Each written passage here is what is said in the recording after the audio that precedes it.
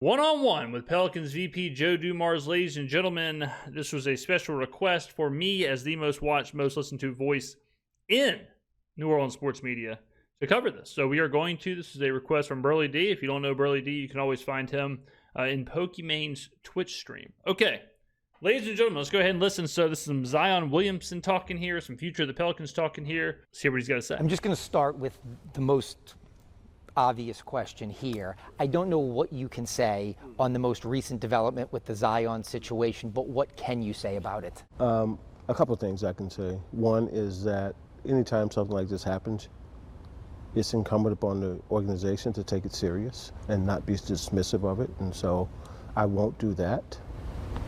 The second thing I'll say is that's all I can say, is that there you go. At that point, you really can't say anything else, Yeah, I mean, the Zion thing is, it's in the stage right now of he said, she said, who the hell knows what's going on. And like Dumars said, you gotta take anything like this seriously, but you also have to kind of let itself play out and see what happens through the legal systems. As far as your relationship with him, are you committed to him? He was obviously at the lottery with you. Your conversations with him now that you've been on the job for 6 weeks. Yeah, it didn't go well. Where does your relationship with him stand? We've had quite a few conversations. We've spent time together. We actually watched a couple of playoff games together. He came over to my hotel and hung out with me, and we watched games together and talked about just the game and playoffs and the intensity that teams are playing with. I feel like it's off to a really, really good relationship with Zion. We're going to go forward with him. We're going to continue to go forward with him as the face of the franchise. Okay, hold on. Let me stop you right there, Joe, because you're starting to piss me off.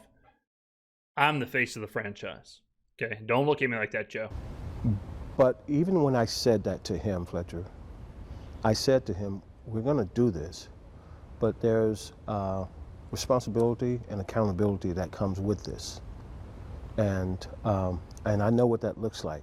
And I was fortunate enough to live it on the court, and I was fortunate enough to run it in another franchise. And I know exactly what that looks like and what that entails. And so those are the conversations that I've had with him. And I'm not guessing, Zion, about this. I'm not hoping that this is the right thing to do. This is how it is. This is how. So when Dumars was hired, my thought was, it seems like the kind of hire, or it does not seem like the kind of hire you make if you plan on really changing some things. And I think a lot of Pelicans fans were expecting big change. They were expecting Willie Green to be fired or to move off of Zion or go in a different direction or whatever. But when Dumars was hired, at least for me, it seemed obvious that this was not what he was going to do. He wasn't going to come in here and take a sledgehammer to the team. Now, I don't know if I expected it to be this little change. And by this little, I mean virtually zero. Dumars has said, Zion, we're rolling through him, and we're sticking with Willie. And part of me, it's hard for me to buy into that. It really is. Because Zion has been as coddled and protected and whatever by this franchise as you can be as a prospect. And this is his 7th season. He will have played more for the Pelicans than Brandon Roy played in his entire career. Zion has now played with the Pelicans longer than Greg Oden played his entire career. This isn't okay, well, let's see if this works. Okay, well, let's see if this works. Okay, maybe we can develop him or get something out of him here. We are well beyond that. And we are, to me, we're entering that sunken cost fallacy of you have, we're basically all in as a franchise, and we have tied the entire franchise to a guy who is entering his 7th season, and I'm not sure if has shown that a franchise should be this tied into him. I have some real reservations about if Zion is the player to take the Pelicans to the next level or to any level. I mean, they were horrific last year. It's not like we're a player away, So I'm a little concerned about that. Same thing with Willie, where are the Pelicans just like a kind of a new philosophy away? Because that's what Dumars is basically doing. Dumars is coming in and saying, well, maybe if we just reframe some things, maybe if we just reframe the narrative or have a different, kind of a different attitude from the top, is that going to really fix that much on the floor? Because on the floor, it's going to be the same thing we've seen. On the floor, it's going to be the same players with the same coach, with the same systems, with the same strategy. All that's going to be the same. So that seems like a lot to invest in just Joe Dumars. Like, is Joe Dumars as a authority figure or whatever, or a mentor to Zion, or however you want to say it, is he going to have that much change? And how long do we wait to see this change? Because let's say the Pelicans are 500 next year, or let's say that Zion gets hurt again, or any of that. Or do you just pull the plug on it? Because at that point you're on the way to your 8th season of this? Or do you say, well, let's give Joe Dumars his mentorship and tutelage, let's give that a little bit longer to work? Is this really going to be a decade of us doing this? How it's done. This is how it's done at the highest level. And so our conversations have been extremely direct and honest, and not mincing any words, but also saying we're committed to going forward with you. Do you think because you just mentioned, you've lived it, you played with Dennis Rodman, you traded for Rasheed Wallace. Yes, of course. Can you use those examples and say, having patience in understanding there are unique circumstances and we want to get the best out of you? Absolutely, and it's ironic that you say that, because those are two of the examples I used. I also threw Bill Laimbeer in there too. So, but I've said to him that, like, look, you don't have to be a choir boy to be successful in this league. You can be who you want to be, but there's a level of professionalism that you have to bring, that you cannot, that's non-negotiable. And I mean, this is kind of what I'm talking about. Like, don't you think this is kind of weird? Like, we're not talking about a second-year guy, a third-year guy. This is a guy who's entering his 7th season. And I'm not sure what the hell we're even talking about with this whole, like, you got to be a choir boy, you got to be this, you got to be that. Like, are we just talking about him, like, spending money on OnlyFans? Are we just talking about him, like, watching anime and hentai or whatever's going on? Like, is that what we're talking about? Because I'm more concerned about him staying on the court. I'm more concerned about his hamstring. I'm more concerned about him missing 30 games last year. I'm more concerned about him being injured. I'm way more concerned about that than whatever tentacle stuff he's watching in his free time. The thing I told him about guys like Rodman and guys like Rasheed is that no matter what they were doing, man, when they got to that court, it was all business. I mean, this is an insane framing shot right there. And like the Rodman thing, even these comparisons are kind of weird, I think. Like think about Rodman's first 7 seasons in the NBA, okay? They're all in Detroit, right? 1, 2, 3, 4, 5, 6, 7. Yeah, they're all in Detroit. He plays 82 games, 1, 2, 3, 4, 5 years in a row, okay? Plays 82 games 5 consecutive years. Zion has never played more than 70 games in a season. All right. Rodman was back-to-back Defensive Player of the Year in 89 and 90. He was 10th in MVP votes. He was 3rd in Defensive Player of the Year his 3rd year, 8th his 2nd year. He was he was all defense 1, 2, 3, 4, 5 consecutive years. Okay, like. It's different his first 7 years versus this.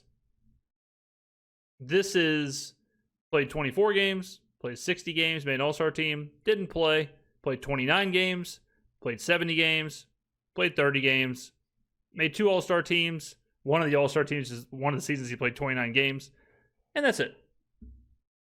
Like, I'm not sure this is the best comparison. Like, I understand Rodman was kind of an eclectic guy. He was kind of a strange fella or whatever. But I don't know if that's exactly what's going on here. I mean, the ultimate professionals on that court. And so I've said to him, like, look, I'm not here to turn you into something that you're not.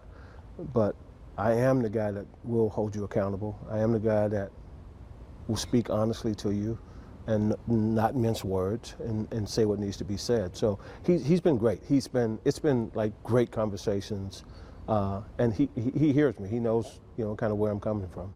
You played in an era when the words load and management didn't go together in a sentence. You came from a much different place of professional basketball.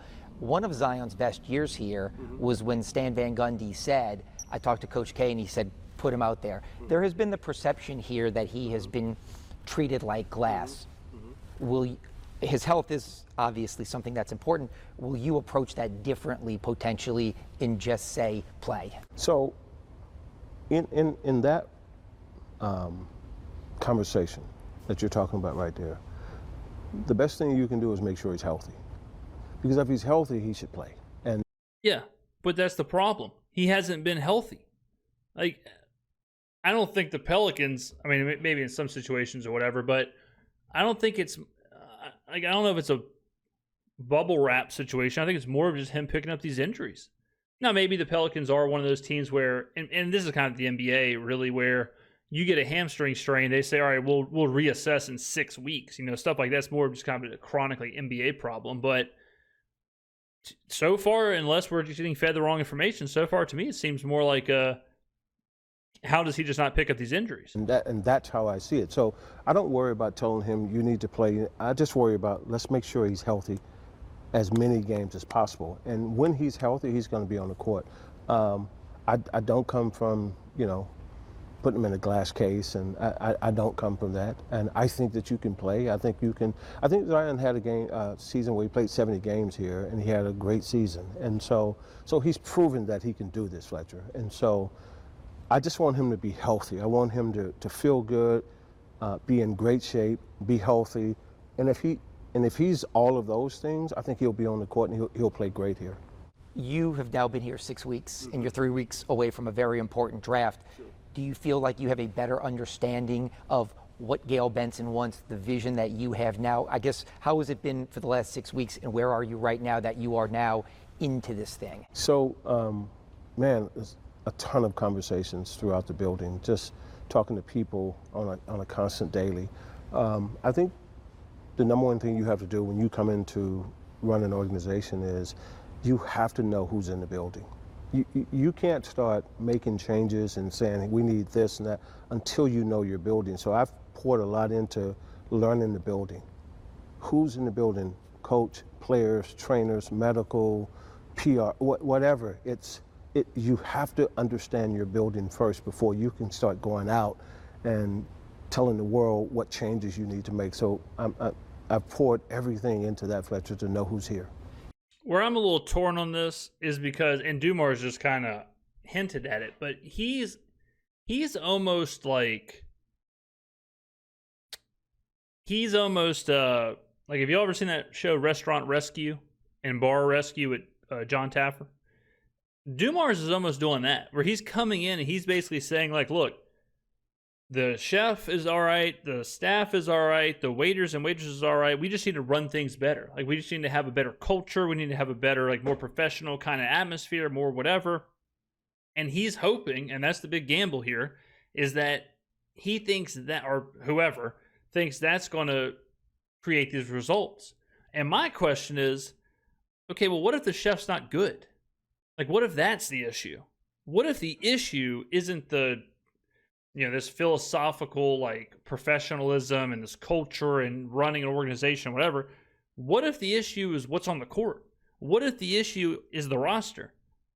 And if you aren't changing the ingredients and you aren't changing the chef, how much is coming in there and kind of doing this, like, operational infrastructure kind of takeover, how much is that really going to change things?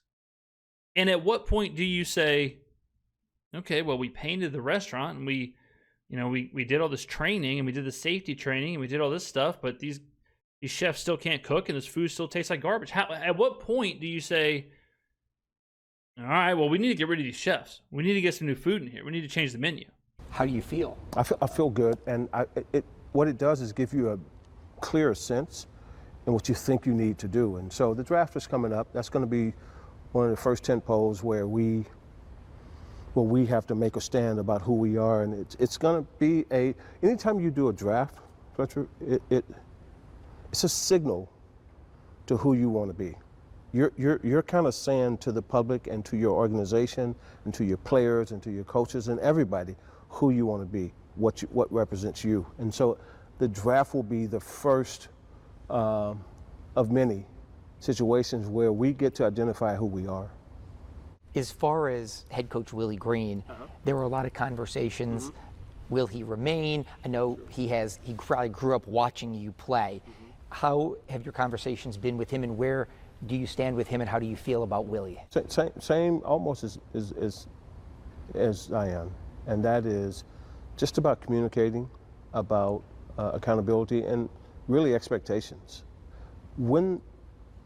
So the team was decimated with injuries last year. I think it would be unfair to strictly judge Willie on last season.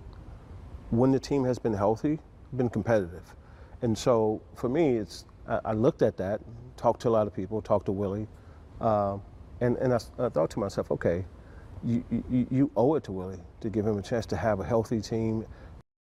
I mean, not to draw a direct parallel to the Saints, but this is pretty similar to if you brought in a GM and replaced Mickey Loomis, and that GM said, "No, we feel pretty good about Dennis Allen. We feel pretty good about Derek Carr. We're gonna run it back with them. There were some injuries, whatever."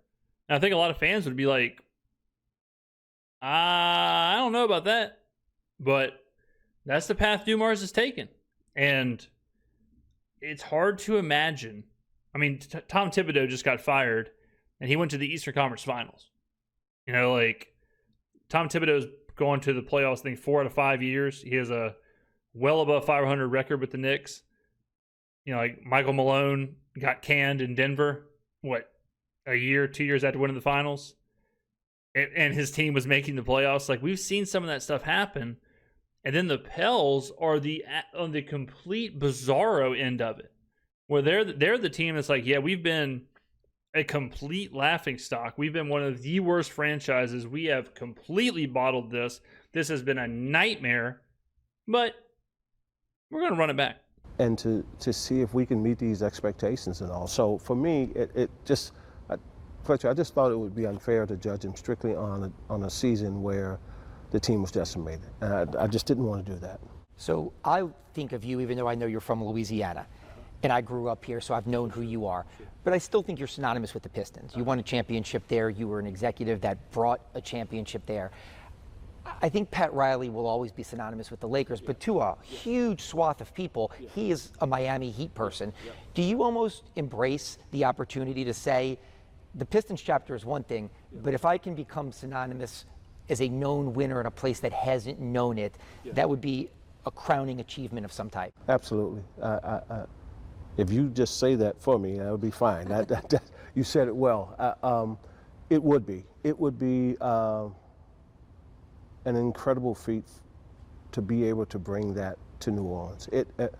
It's when the opportunity came up to come here, to come here and step into this role, it's the first thing I thought about. It's the first thing I thought about, how incredible would it be to bring championship basketball to New Orleans? It'd be having sweet. grown up in the state, family, ton of family still here in this state, knowing so many people in the state. I just thought that was the first thought that came to my mind, this would be incredible to go back to New Orleans and bring it here. And you're right with the Pat Riley analogy, because there is a swath of people who just see him with Miami, and man, I would love nothing more than to create that here with New Orleans, have a whole new generation of people that just see it, me synonymous with New Orleans Pelicans. I am one of these people who looks at Indiana and Oklahoma City and thinks it's great. I remember the lockout of 2011, and I offended some players by saying that there's 6 teams in this league that they seem to care about, but the other 24 are very important. I think it's great for you all that you can say, if 3 of the Final 4 are Minnesota, Oklahoma City, and Indiana, that is a clear blueprint that success, this isn't just rhetoric, it can be reality. Do you feel that way? Absolutely. Here's the thing. I mean, look, don't get it twisted. Like, I understand that it's small market. I understand that. But the Thunder do have the MVP. You know, like, it's not like it's a talentless team winning despite of this or despite of that. Like, you know, this is a team. I mean, the Thunder they might not be a super team because of just like, you know, who SGA and who some of these players are, but they are a roster full of stars. And again, the MVP is on the team. In all my years in the NBA, Fletcher, I've never equated a city with being appealing to players. That's a misnomer. That's not really true. Players want to go where the environment and the culture is incredible. There have been teams that shall remain nameless that were in big cities that were bad for a long time, and no one wanted to go and play there. And there's beautiful cities, right? And no one wanted to go and play there. And the weather was beautiful every day, and they couldn't get guys to come play there because yeah, I mean, all that stuff now that travel is so easy and all these players have, like, you know, private jets so they can kind of jet set to go wherever they want. Yeah, that's much less important than it was 20 years ago, where the team you're playing for, you are living there, that is your home. Like, yeah, in sports it's way, way, way different now. You know, factoring in travel and all of that. The culture wasn't right. I've always believed that if you build a great culture and a great environment, players want to go there. Players will go to Oklahoma City. They just, Hartenstein went there last year. You know, the same thing with Indiana, same thing with Minnesota. Guys go, look, you have to live with these people every day for 7, 8 months out of the year. Whether the sun is shining is irrelevant if you're miserable. I'm telling you. So you have to build a great environment. Yeah, I don't think New Orleans has been bad because of the city. And I mean, like, yeah, I don't think it's anything to do with a it. Great culture and play. I don't care where it is. They will want to go and play in that city for that organization. And it's been that way for a long time, I'm telling you. It really has. I asked about Zion, and you talk about culture. How do you feel about the rest of your roster? If Zion's the face of your franchise, it certainly sounds like you are in it to win it right now with the age and the players you have. Is that how you feel? Because some people want to say, is it a rebuild? What is he doing out there? But if you've designated Zion, is it fair to... It's not a rebuild. I'll tell you that. It seems like Dumars has taken the route of he believes he can win with who is in the building, and he is going to try and win with who is in the building. To say that this is a team that expects to compete right now with the players they have. Another phrase I'll give you, Fletcher, is you're always in a build in the NBA. You're never not in a build. Now, whether it's a rebuild, that's different. But you're always in a build. Even teams that are playing right now are on the phone talking with other teams about what they want to do in the summertime. I'm talking about right now, Fletcher. The 2 teams that are in there, the 4 teams that have just been in there. You're never not building. And so when people say rebuild, it's just like, okay, maybe we're starting over. But you're always in a build. We are always in a build. Yeah, I mean, obviously every team is fluidly tinkering with their roster, and Here's the other thing I'll say to you, specifically to your question about the other guys. We get a ton of calls every day since I've been here for 6 weeks on at least 4 or 5 other players on the roster. Like teams around the league, like, you know, they really value these guys. It's great for me to know that we have guys here that are valued around the league by other teams. That's important for me to know who's in. When I was talking. Well, that's been the big question. You know, as someone who's been a season ticket holder for 4 years, like going to these games and you're watching DeJounte Murray. Granted, not very much of DeJounte Murray, but when you're watching him, you're watching C.J. McCollum, you're watching Brandon Ingram for the last few years, you're watching Zion, you're watching Trey Murphy, you're watching Herb Jones, you're watching these players, and you're like, these are good players. Why are we bad? Like, these are good players. Why are we 40 games under 500? Why are we getting run out of the gym? What's going on? The roster doesn't seem that bad.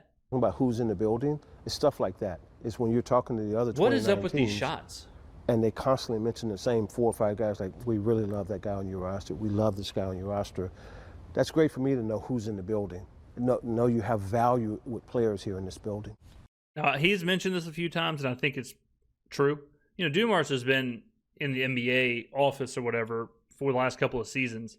It sounds like he is trying to really get familiar with the actual basketball side of things with the Pelicans, which, again, makes sense that he's not taking a sledgehammer to this, because I don't think he knows yet. I don't think he really knows the team, the players, the expectation, the whatever. So that also lends itself to why he's probably saying, let me just see first.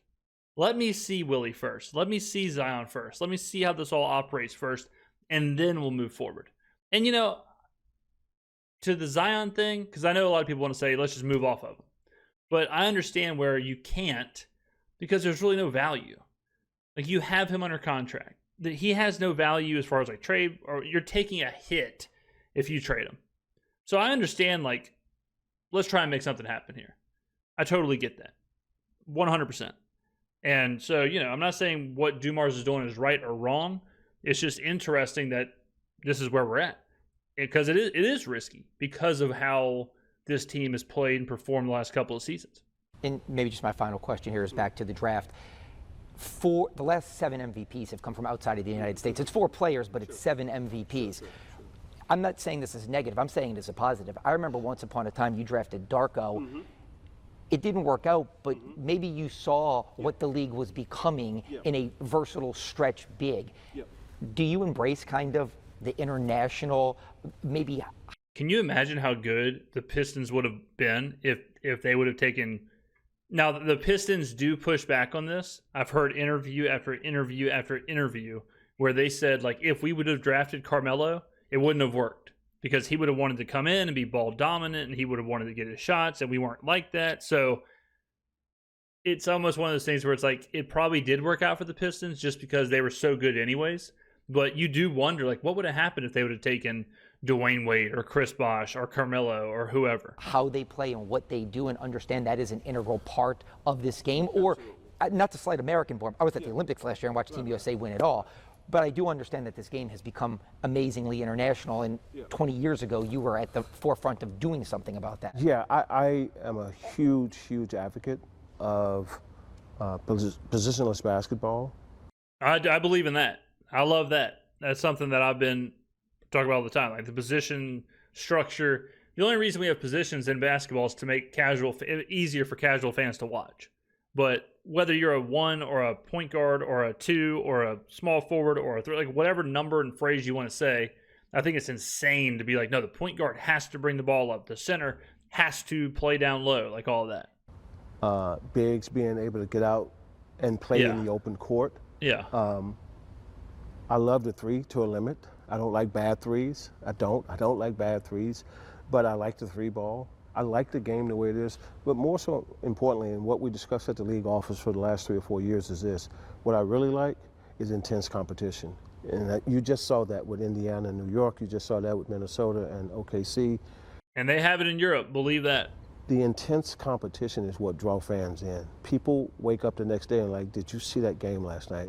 Yeah, intense competition and players playing. The NBA has had a huge problem with player power because they don't play. They take days off, load management, whatever. But yeah, when it is intense, I mean, we just saw, like, the Knicks-Pacers series was, the NBA was back. I felt like I was in 1997 again. But it's no surprise. Like, if the players are playing and they're playing hard, it's a beautiful thing to watch. The problem is, ask the 76ers, ask the Clippers, ask the Pelicans, you can't ever watch your stars play. They don't want to play. Like, Joel Embiid will not play against certain centers.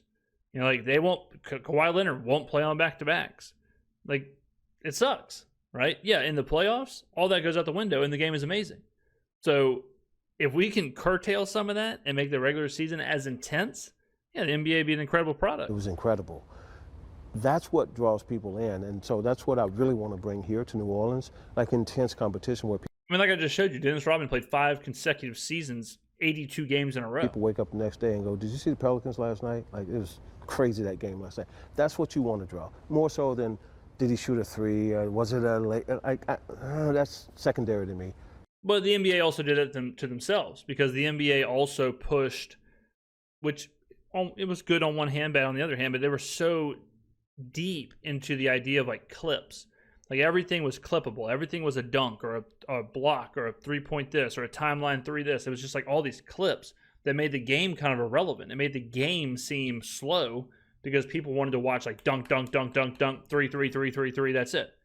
You know, the like slower actual full game, the NBA kind of got away from and went more to that like Vine, TikTok, whatever, clippable kind of content. And that hurt them because that's all people care about. That's all people want to see. Now, the playoffs are more of the full thing. It's more of the full meals. It's more of the full experience. And people are enjoying it because it's high level of competition, great players playing their ass off. The intensity of drawing people in, that's the number one thing you want to bring here. And as we go, do you have a message? I know when you were introduced here a month ago, do you have a message for fans? Do people stop you on the street and ask you about the team? Yeah. Not that you want to make promises, but is there something you would like to tell the fans to be excited about basketball? What I just said, I would say that right there to any fan that I ran into or on with you right now, Fletcher. I want people to come to the games and go, did you see the Pelicans games last night? Man, those guys are intense every night you go in there, because I know for a fact that's what brings. It's not, hey, the Pelicans shot 43s last night. That was great. Like, who cares if you lost a game? Who cares if it was a boring game?